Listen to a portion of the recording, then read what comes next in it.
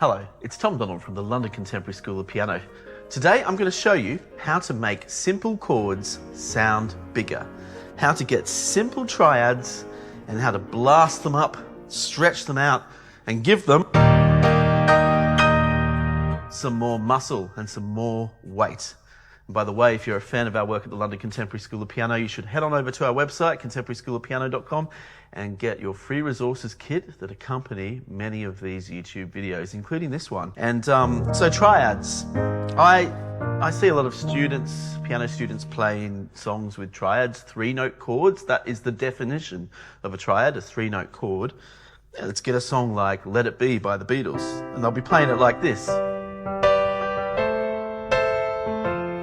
Whatever the progression may be, and they very quickly start getting a bit frustrated that the sound is a little bit limited, it's lacking a little bit of strength and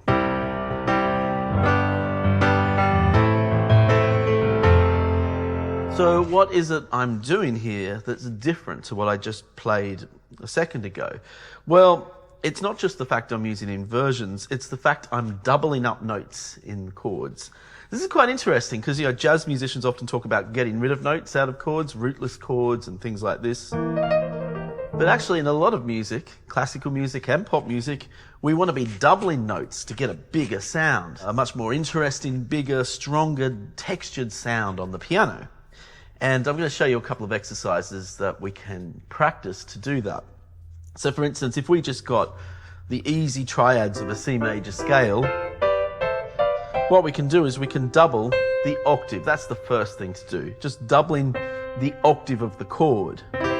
So here's my C major chord. You can see how I've doubled the C here. Now we got the D minor. You see I've doubled the D. E minor, F major, G major, A minor. You can see I'm giving the chord a bit of a sweeping action. I'm arpeggiating it. But you can practice it all as a block chord as well, however you'd like to play it. Even the diminished chord, the chord 7, I've just doubled the triad and I get just that bigger sound. Then when I add the bass, there's much richer tone. So you could get a chord progression like a pop music chord progression like 1, 5, 6, 4 and apply that to it. Go down an octave, now that's another thing. Your chords will lose that strength if they're too high. I see a lot of students looking at lead sheets and they're playing their chords up here. And they're wondering why it lacks that muscle. So go lower, go below middle C, try it down here.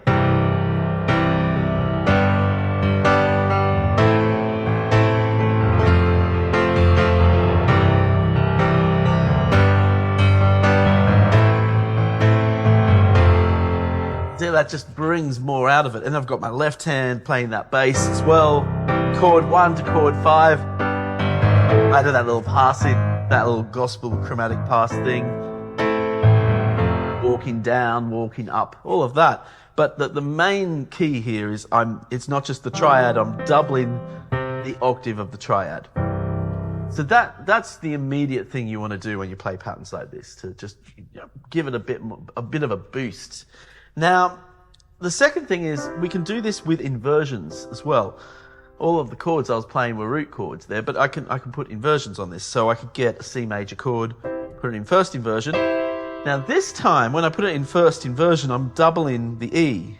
I've got that octave. So I get these new shapes. And for many of you, these are shapes you're going to want to practice on the piano. First inversion, second inversion. Right? See the shape there?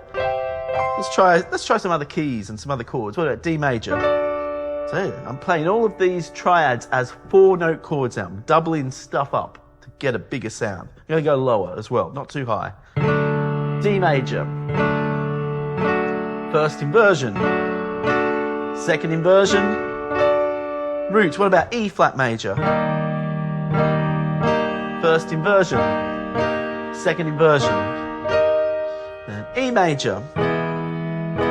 First inversion, second inversion. Makes such a difference, doesn't it? F major,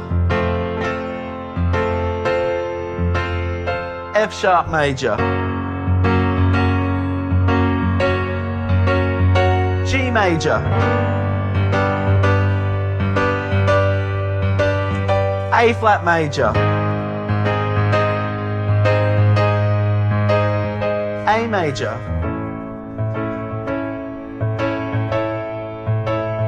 B major,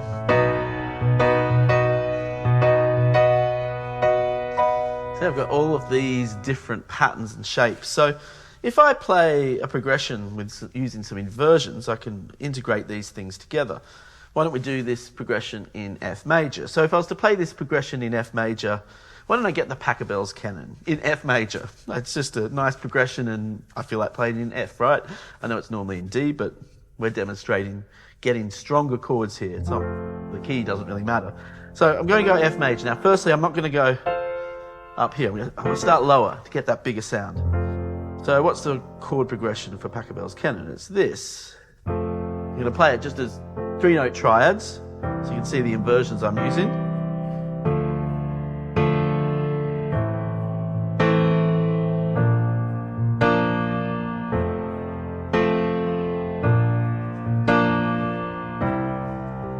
So now let's double some things up now.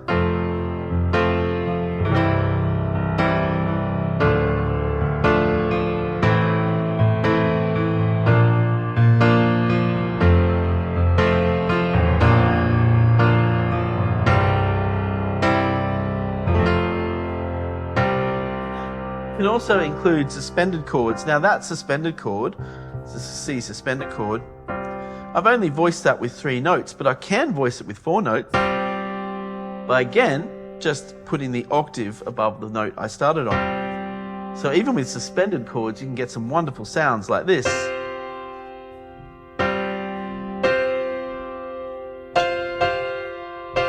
You know, even sharing the F and G with my thumb in that position. But you can play around doing this with suspended chords as well.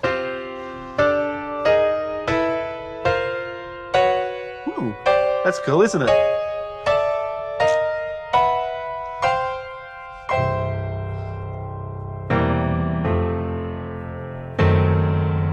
And then this latches on nicely with gospel-like chord progressions. If I get the wonderful Hymn to Freedom by Oscar Peterson, I can use these effects to play this progression. I'm just going to voice it out really simply. So I've got my triad here with 4 notes.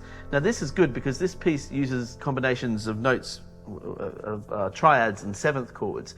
Now a 7th chord is a 4-note chord. So now the triads are sympathizing with the 7th chords a bit more because everything's got 4 notes. I'm doubling the notes in the triads, or I'm just playing 7th chords. So I get this type of voicing.